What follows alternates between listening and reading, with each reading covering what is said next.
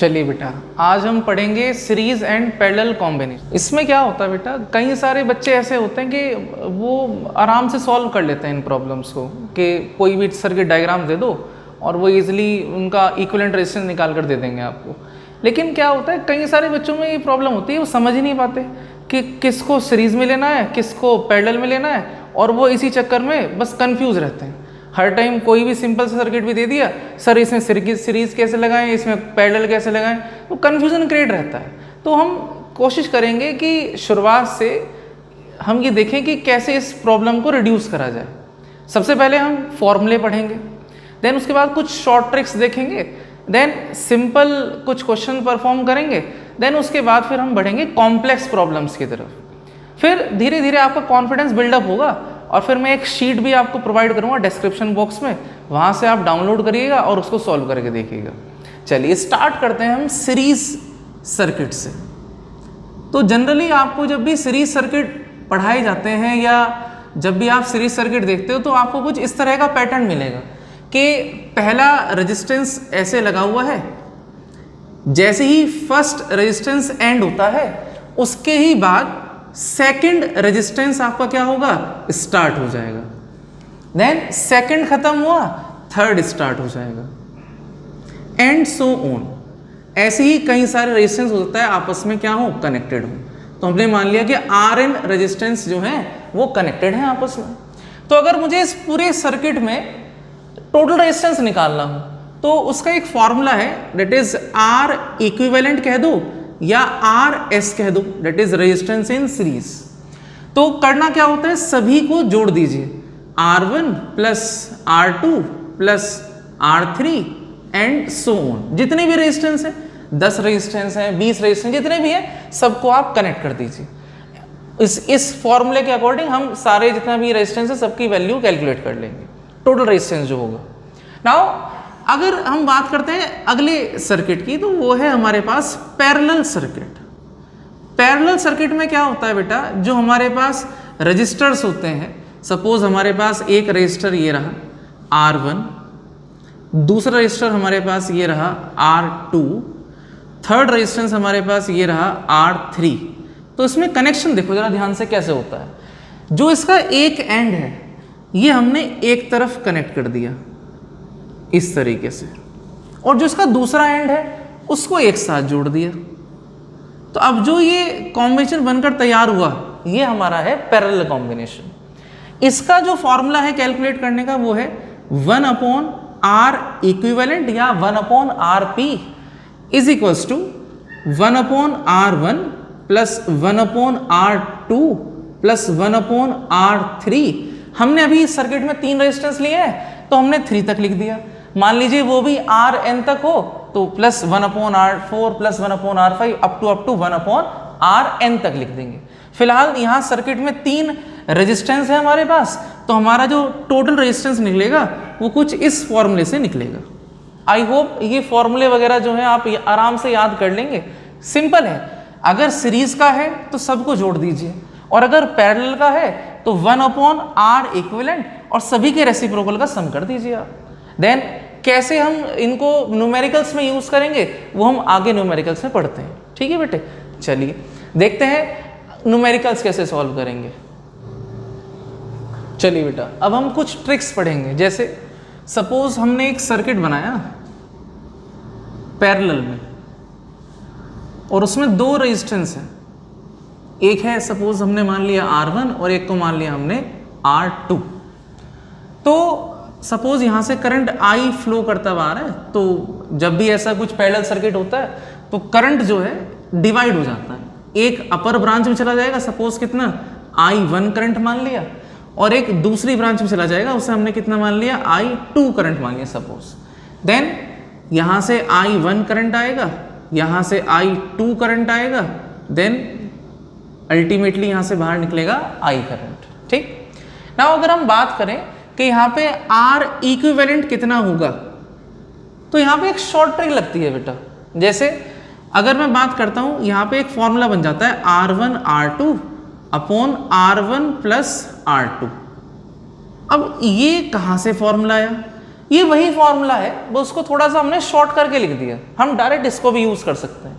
कैसे, देखिए हमारे पास फॉर्मूला था R इक्विवेलेंट का, that is 1/R1 plus 1/R2, जितने भी रेजिस्टेंस लगे हुए हैं पैरेलल में, तो 1/R equivalent is equal to 1/R1 plus 1/R2। इसको सॉल्व करके देखते हैं, देखिए क्या आता है। 1/R equivalent is equals to LCM कितना आ गया बेटा, R1 R2, देन इधर क्या आ जाएगा R2 प्लस R1। इसको थोड़ा सा हम करेक्ट करेंगे तो R इक्विवेलेंट उधर चला जाएगा, इधर आ जाएगा क्या R1 R2 is equals to R equivalent, और ये आ जाएगा नीचे, that is R1 plus R2। तो हमारे पास रिक्वायर्ड फॉर्मूला क्या आ गया, R equivalent is equals to R1 R2 upon R1 plus R2। I hope ये फॉर्मूला कैसे आया वो आप समझ गए होंगे। देन एक शॉर्ट ट्रिक और होती है कि अगर हमारे पास सेम वैल्यू के रेजिस्टेंस हैं तो उसका आंसर क्या आएगा। तो देखिएगा, सपोज मेरे पास दो रेजिस्टेंस हैं और वो पैरेलल में कनेक्टेड हैं। जैसे मैंने यहाँ पे एक डायग्राम बनाया इस तरीके से, तो मान लीजिए सपोज ये है R1 इज इक्वल्स टू 6 ओम और ये है R2 इज इक्वल्स टू, ये भी कितने ओम का है, 6 ओम का है सपोज। तो अगर मुझे इसका एकदम डायरेक्ट आंसर बताना हो तो मैं बता सकता हूँ, कोई दिक्कत नहीं है। क्या है कि जब भी number of register same value के होते हैं पैरेलल में कनेक्टेड, तो हम क्या कर सकते हैं, एक फॉर्मूला लगा सकते हैं, R equivalent is equals to R upon N।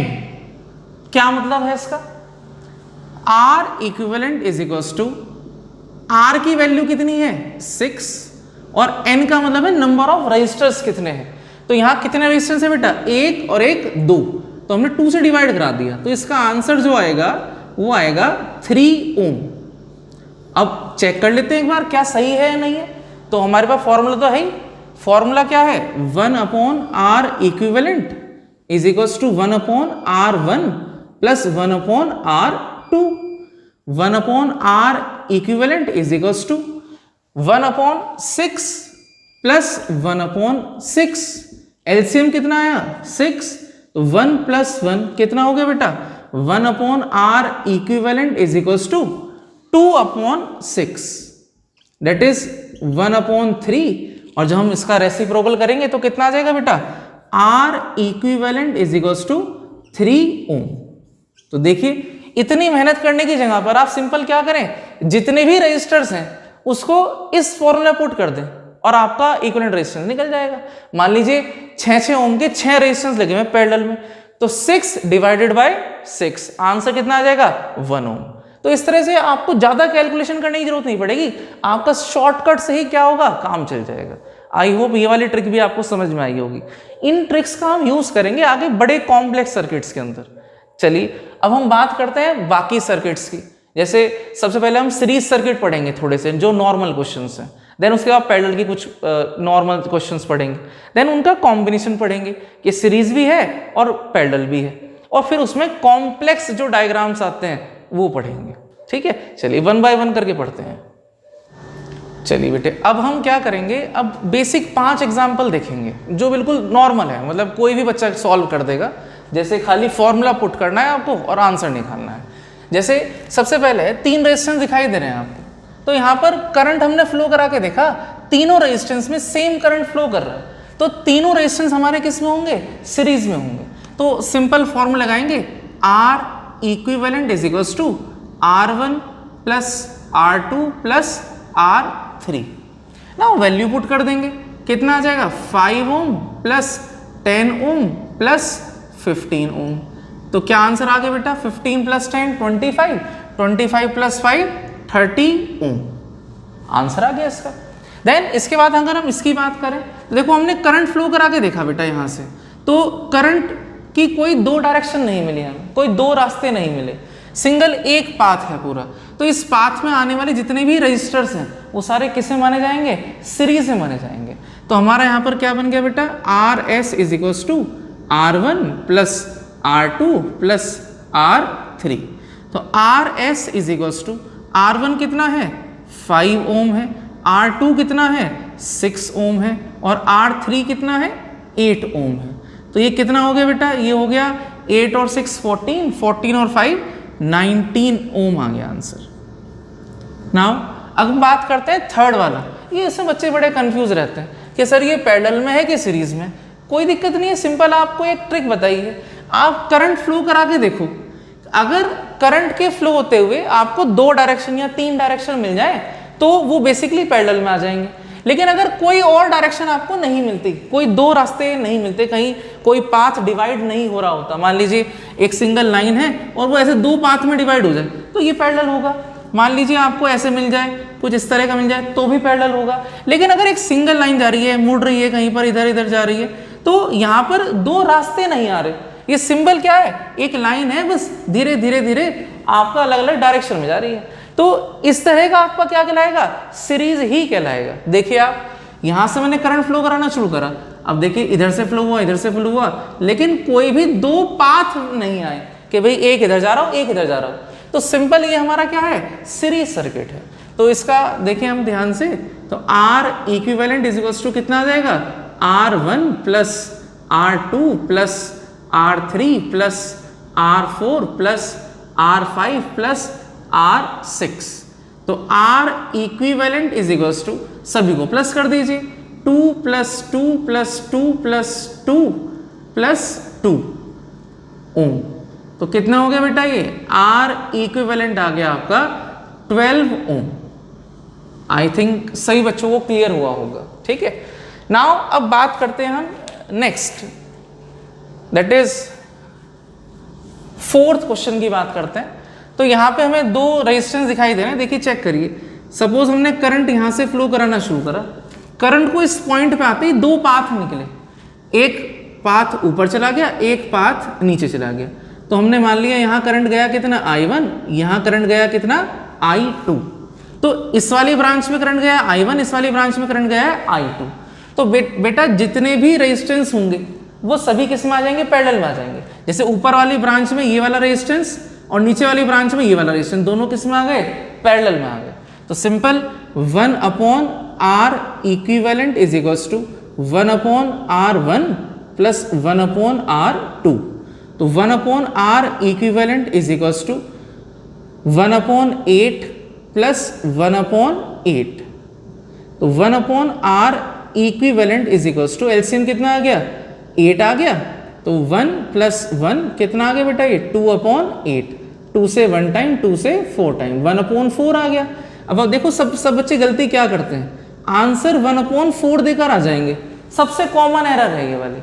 और आपको आंसर एक्चुअली निकालना क्या है, R इक्विवेलेंट निकालना है, जो कि इसका क्या होगा, रेसिप्रोकल होगा। तो फाइनल आंसर क्या होगा बेटा, फाइनल आंसर होगा R equivalent is equals to 4 ओम।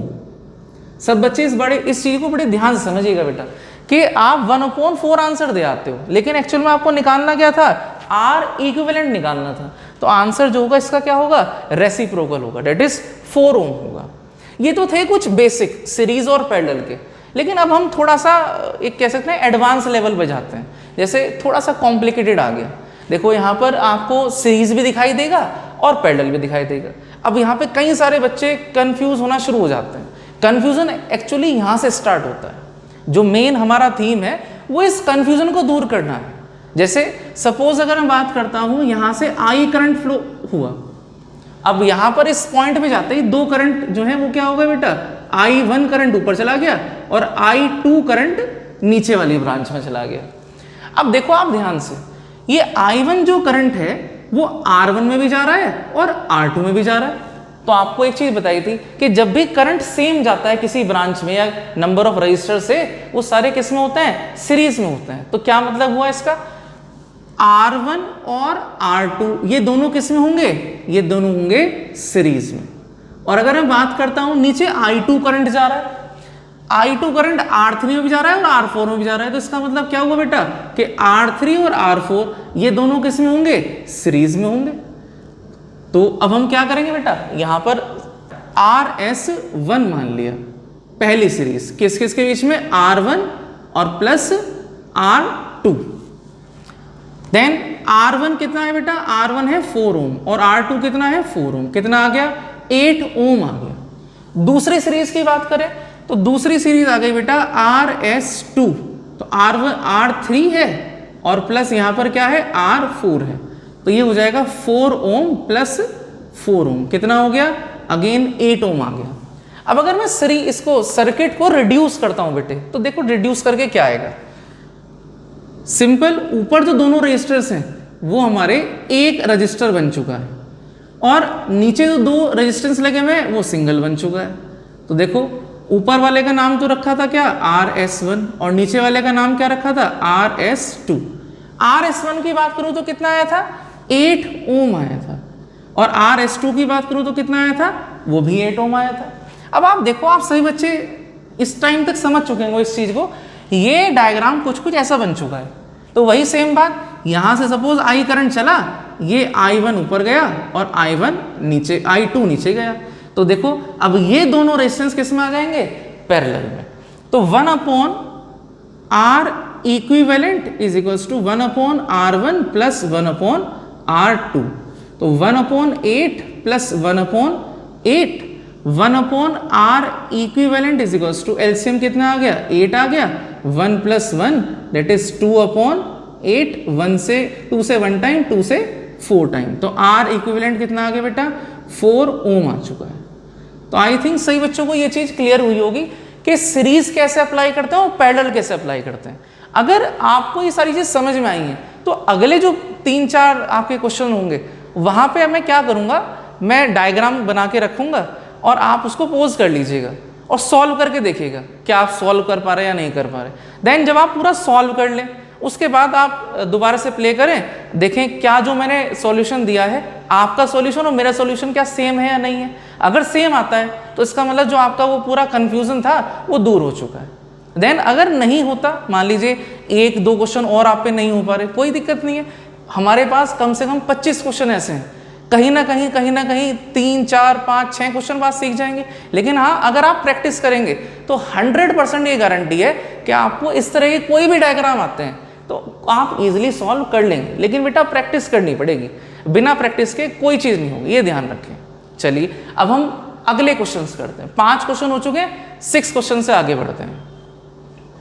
चलिए बच्चों, अब जो है यहाँ पर हम थोड़ा सा कॉम्प्लिकेटेड डायग्राम की बात करते हैं, थोड़ा सा कॉम्प्लेक्स हो गया, इसमें थोड़े से नंबर ऑफ रजिस्टर्स बढ़ चुके हैं और थोड़ा जो तरीका है रजिस्टर्स को लगाने का वो थोड़ा सा कॉम्प्लेक्स की तरफ जाता जा रहा है।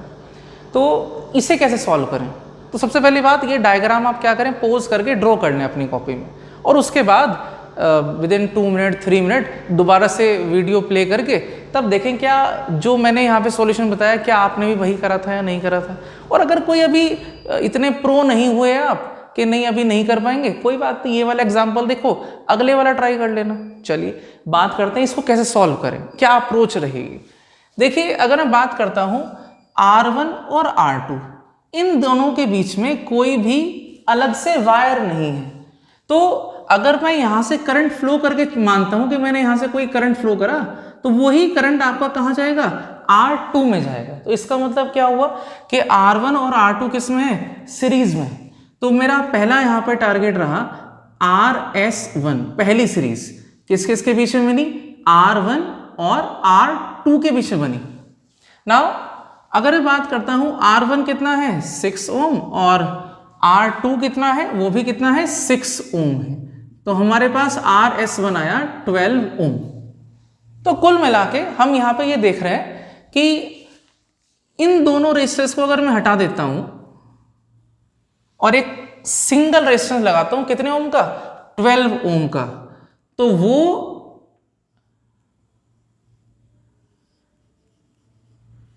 R3 के साथ किस में आ जाएगा, पैरेलल में आ जाएगा। तो RS1 12 ओम का, अब ये दोनों किस में आ चुके हैं बेटा, ये आ चुके हैं पैरेलल के अंदर। क्यों, मान लीजिए मैं यहां से करंट फ्लो कराता हूं तो एक करंट इसमें चला जाएगा एक इसमें चला जाएगा, तो बेसिकली ये दोनों किस में आ गए, पैरेलल में आ गए। अब देखो ये 12 ओम है, ये भी 12 ओम है। शुरुआत में आपको बताई थी मैंने बात, अगर सेम वैल्यू के रेजिस्टेंस पैरेलल में कनेक्टेड होते हैं तो उनकी वैल्यू कितनी हो जाती है, हाफ हो जाती है। तो अगर मैं बात करता हूं यहां पर RP1 जो पैरेलल आया पहला, तो 12-12 का जो पैरेलल होगा वो कितना हो जाएगा, हाफ हो जाएगा, यानी कि R अपॉन कितना n, दैट इज R कितना है यहाँ पे 12 है, और कितने रेजिस्टेंस है ये 2 रेजिस्टेंस है, तो कितना आ गया बेटा 6 ओम आ गया। तो बेसिकली ये हमने सॉल्व करा और इसकी जगह पर एक रेजिस्टेंस आ गया सिंगल, कितने ओम का 6 ओम का।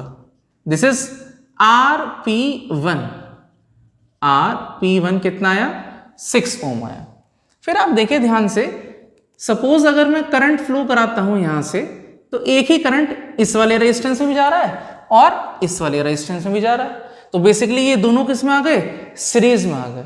तो देखो RS2 किस किस के बीच में R4 प्लस RP1 के बीच में, तो बेटा R4 कितना है 6 ओम का है और प्लस RP1 कितना है वो भी 6 ओम का है, तो ये कितने हो गए, ये हो गए आपके 12 ओम। नाउ इन दोनों को हटाकर एक सिंगल रेजिस्टेंस लग जाएगा। अगर मैं बात करता हूं तो इन दोनों को हटाकर एक सिंगल रेजिस्टेंस लग चुका है, दैट इज RS2, जिसकी वैल्यू कितनी है 12 ओम है। अब आप देख पा रहे होंगे कि ये दोनों रेजिस्टेंस किस में है पैरेलल में है, तो बेसिकली ये दोनों रेजिस्टेंस हम पैरेलल में जब सॉल्व करेंगे तो वही सेम बात आती है, इसकी वैल्यू भी 12 ओम है, इसकी वैल्यू भी 12 ओम है, तो basically RP2 that is R upon N यानी कि 12 अपॉन 2 कितना आ जाएगा अगेन 6 ओम आ जाएगा। तो इन दोनों को हटाया हमने और हटाकर एक रेजिस्टेंस लग गया बेटा, दैट इज RP2 कितने ओम का 6 ओम का। अब आप देखिए यहां से अगर मैं करंट फ्लो कराऊं तो वही करंट R6 में भी जाएगा, RP2 में भी जाएगा और R7 में भी जाएगा, तो कुल मिला के ये तीनों रेजिस्टेंस किस में आ गए बेटा सीरीज में आ चुके हैं। तो RS3 के अंदर क्या क्या आ गया R6 आ गया प्लस RP2 आ चुका है और प्लस R7 आ चुका है। तो अगर मैं बात करूं बेटा RS3 का आंसर क्या आएगा 3 ohm plus 6 ohm plus 3 ohm, तो यानी कि ये आ गया बेटा आपका कितना 12। तो अगेन इन तीनों को हटाकर एक रेजिस्टेंस लग जाएगा सिंपल। देखिए यहां पर जो रेजिस्टेंस लगा वो आ चुका है आपका RS3 जो कि कितना है 12 ओम है। और अगर हम देखें अब लास्ट जो है ये किस में दिखाई दे रहा है, ये है पैरेलल। तो अब ये दोनों सेम तो है नहीं कि ये भी 12 हो ये भी 12 हो या ये 6 हो ये भी 6 हो, तो हम ये वाला फॉर्म तो लगा नहीं सकते। अब हम क्या करेंगे यहाँ पे एक्चुअल फॉर्म लगा देते हैं 1 upon R equivalent is equals to 1 upon R8 plus 1 upon RS3। तो बेटा 1 upon R equivalent is equals to R8 की वैल्यू कितनी है 6 है, तो 1 अपॉन 6 प्लस RS3 की वैल्यू कितनी है 12 है, तो 1 अपॉन 12। तो 1 upon R equivalent is equals to LCM कितना आ गया 12, 6 से 2 टाइम 12 से 1 टाइम, तो 3 अपॉन 12, 3 से 1 टाइम 3 से 4 टाइम, तो 1 upon R equivalent is equals to 1 upon 4। तो फाइनल आंसर क्या आ जाएगा बेटा R equivalent is equals to 4 ohm. This is the final answer. चलिए आई होप अब जो बच्चे प्ले करके देखेंगे दोबारा से उन सभी का आंसर भी यही आना चाहिए। अगर यही आंसर आया तो इसका मतलब आप अब प्रो हो चुके हैं। अब आपको कोई भी एडवांस डायग्राम दे दें तो आप उसे बढ़िया तरह से सॉल्व कर देंगे। देखते हैं अगले वाला आप न्यूमेरिकल सॉल्व कर पाते हैं नहीं कर पाते हैं, चेक इट आउट। चलिए बच्चों अब आपके लिए 2 क्वेश्चन है यहाँ पर, एक है क्वेश्चन नंबर 7 और एक है क्वेश्चन नंबर 8। इन दोनों क्वेश्चनों को आप सॉल्व करें और कमेंट बॉक्स में इसके आंसर लिखें। बस ऐसे लिख देना answer of 7 this, answer of 8 this. अगली वीडियो में हम इनका सॉल्यूशन डिस्कस करेंगे और कुछ नए टॉपिक डिस्कस करेंगे। इसमें ही कुछ मिसलिनियस प्रॉब्लम डिस्कस करेंगे, एनसीईआरटी के कुछ एमसीक्यू हैं रेजिस्टेंस सीरीज और पैरेलल के ऊपर, वो डिस्कस करेंगे। ठीक है, तब तक इन दोनों के आंसर आप कमेंट बॉक्स में लिखें। चलिए अगली वीडियो में मिलते हैं आपसे, तब तक के लिए इस वीडियो को पूरा शेयर करें, लाइक करें और सब्सक्राइब करें चैनल को। अब आगे डेली इस तरह की कुछ ना कुछ वीडियो आती रहेंगी, चाहे वो एक्सपेरिमेंटल वीडियो हो, चाहे वो कोई छोटा टॉपिक हो, शॉर्ट्स हो, कुछ ना कुछ आता रहेगा। तो सभी बच्चे सब्सक्राइब करके एक बेल आइकन और प्रेस कर दीजिएगा। थैंक यू सो मच, मिलते हैं अगली वीडियो में।